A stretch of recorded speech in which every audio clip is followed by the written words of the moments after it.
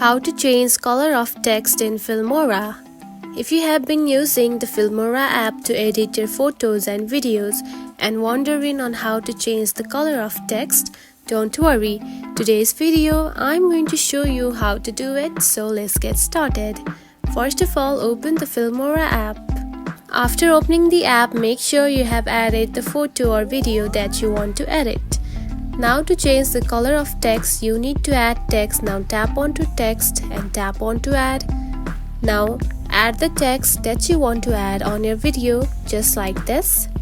After that, tap onto style right here to change the color.